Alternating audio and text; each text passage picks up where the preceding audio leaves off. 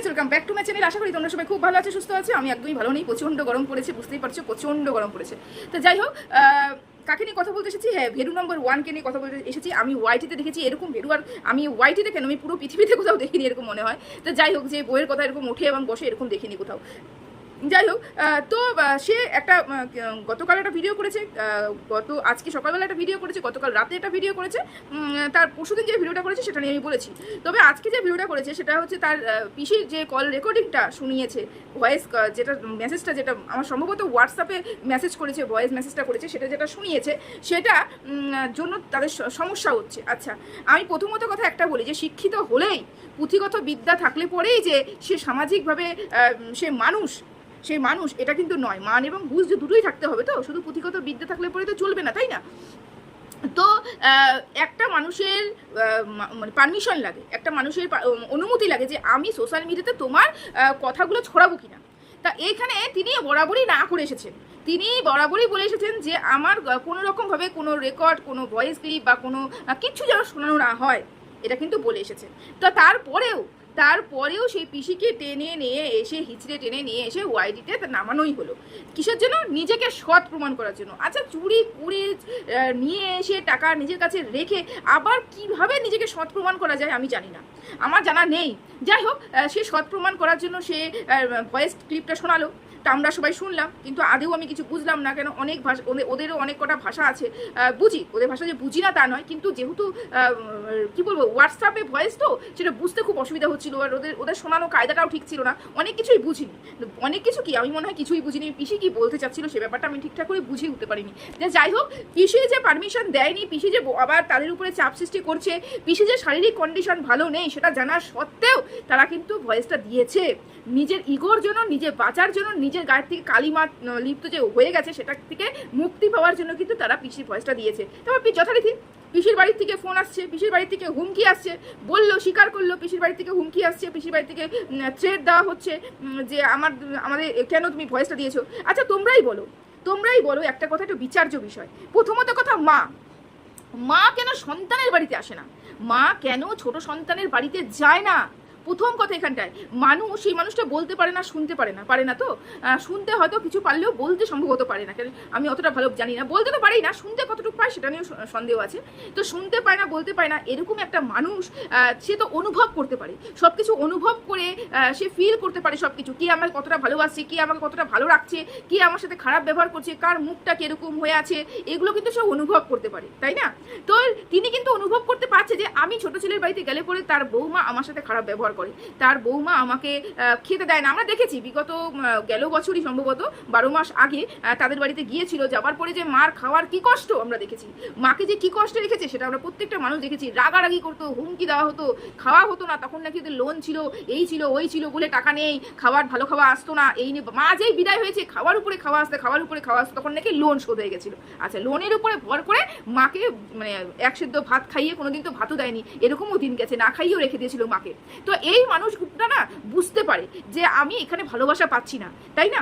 মানুষ যে বলছো যে না গ্রামের মানুষ শহরে গিয়ে থাকতে পারে না, এটা কিন্তু কোনো ক্ষেত্রে কিন্তু ঠিক, কোনো ক্ষেত্রে ঠিক নয়।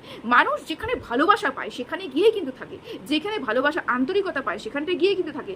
আমি তোমাকে দেখালাম যে তুমি আসো, তোমাকে আমি ভালোবাসি, ভিউজের জন্য, ইনকামের জন্য তোমাকে দেখালাম, এবং পেছনে খেতে দিচ্ছি না, তারপরে তোমাকে কিছু করতে দিচ্ছি না, তোমাকে না খাইয়ে রাখছি, এই ব্যাপারগুলো না মানুষটা বুঝে গেছে, তাই জন্য ছেলের কাছে আসতে চায় না। ছেলে যে বলছে না আমার মা আমার কাছে কেন আসছে না, তাহলে মা আমাকে ভালোবাসে না, এই গর্ধবটাকে একটাই কথাই বলার যে আগে বউকে ঠিক কর, আগে বউকে বল যে আমার মা আসলে পরে মাকে যেন সেবা যত্ন করে, কোনোদিনও করবে না।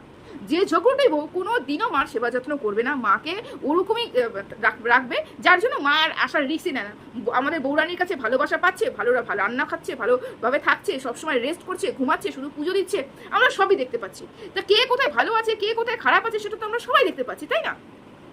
সেই জন্য মারা কিন্তু আসতে চায় না। তা এখানে বলা হয়েছে যে পিসিকে খারাপ করানোর চেষ্টা করা হচ্ছে, পিসির উপরে ভর দিয়ে, মানে পিসির উপরে পুরো ব্যাপারটাকে চাপিয়ে দিয়ে ও তোরই পার করতে চেয়েছিল, কিন্তু পিসি তো নারাজ, পিসি তো বলে দিয়েছে, কারণ পিসিও এমন একটা মানুষ যে হয়তো ভেতরে বলেছে, ও সামনে বলতে ভয় পাচ্ছে, কারণ ওই পাশে তো বৌরানি আছে, বৌরানি তো চেপে ধরবে, তাই না?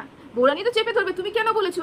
এ বলছে আমি তো সবার সামনে টাকা নিয়ে এসেছি, আমার ননদের সামনে নিয়ে এসেছি, আমার বোনের মানে ননদ, তারপরে আমার পিসি শাশুড়ি সবাই ছিল, তো সবার সামনে আনলে পরে কেন আমাদের বৌরানি জানলো না? বৌরানি পিসি শাশুড়ি অন্য বাড়ির মেয়ে, কিন্তু বৌরানি কিন্তু ওই বাড়িরই বউ, ওই বাড়িরই বৌমা, তাই না? বড় ছেলের বৌমা, তাহলে সে কেন জানলো না? তাকে তো জানানোটা উচিত ছিল। তাকে যখন নিয়ে যাওয়া হচ্ছিল তখনও বৌরানিকে জানানো উচিত ছিল যে আমি এরকম জায়গায় যাচ্ছি আর আমি এই টাকাটা উঠাচ্ছি, উচিত ছিল কিনা? ও বলা হয়নি, কারণ বৌরানিকে বললে পরে গন্ডগোল বাঁকতে পারে, আর বৌরানিকে যদি বলা হয় তাহলে টাকাটা আমরা হয়তো পাবো না, তাই না? এই গর্ধব বলতে বসেছে, মানে এই ছোট ছেলে বলতে বসেছে যে টাকাটা যদি আমার কাছে থাকে তাহলে ক্ষতি কি? আমার কাছে থাকলে যদি সমস্যা হয় তাহলে কেন ওর কাছে থাকবে? এখানে আমি একটা কথা বলে রাখি, বৌরানি কোনোদিনও বলেনি যে টাকাটা আমার কাছে থাক। বৌরানি এই কথাটা কোনোদিনও বলেনি। যদি বৌরানির মনে এরকম থাকতো তাহলে বৌরানি জানে যে ওর অ্যাকাউন্টে টাকা জমছে, বৌরানি জানে আমার শাশুড়িমার অ্যাকাউন্টে টাকাটা জমছে, তাহলে বৌরানি গিয়ে ওখানে কবজা করতে পারতো, মাসের পর মাস টাকাটা উঠিয়ে নিতে পারতো তো। বৌরানি চেয়েছে ওর মার অ্যাকাউন্টের টাকা মার কাছেই থাকুক, মার অসুখ বিসুখ, মার হাত খরচা, মা যেটা ইচ্ছে করে সেটা নিয়ে ইয়ে করা, এগুলো সব মার কাছেই থাকুক। তো মার টাকা কেন আমি কেন ধরবো, তাই না? এই যে ছোট ছেলে বলছে আমার কাছে কেন থাকতে পারে না, আমার তো অধিকার আছে না? নেই।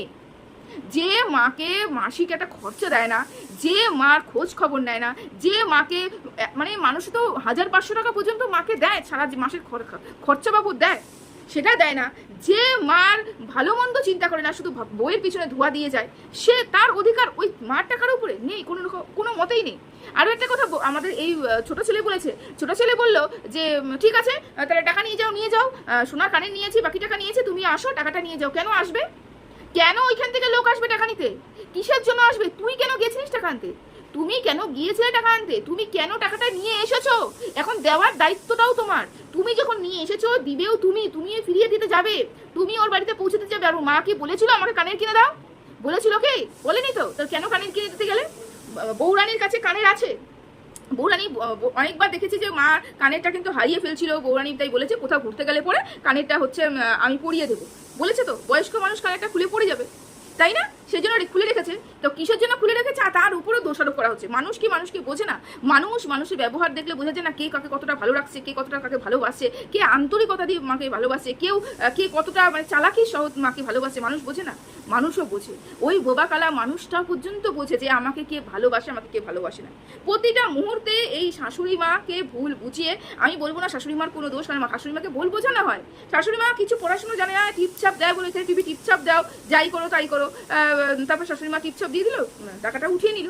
শাশুড়ি মা হাতে কিছু দিয়ে দিল, হয়তো বলেই নেই যে আরো টাকা উঠেছে, যেটুকু টাকা উঠেছে শাশুড়ি মা হাতে দিয়ে দিয়েছে। শাশুড়ি মা ওটা নিয়েই খুশি চলে এসেছে। জানেই তো না কবে থেকে টাকা ঢুকছে, কতটা টাকা ঢুকেছে জানেই তো না। তাহলে কিভাবে মানুষের শাশুড়ি মা কিভাবে ইয়ে করবে, তাই না? জানবে অতগুলো টাকা আছে কি নেই। আচ্ছা, তারপরে থাকলেও আরেকটা কথা, সেটা হচ্ছে বলছে যে তোমাদের সাথে আমার কোনো সম্পর্ক নেই, যদি আমাকে তুমি ছেলে মনে না করো তাহলে মনে করার দরকার নেই, তাহলে আসারও দরকার নেই, কোনো সম্পর্ক রাখার দরকার নেই। কথাটা ঠিক করে বললে তো, যে কোনো সম্পর্ক রাখার দরকার নেই, কোনো কিছু দরকার নেই।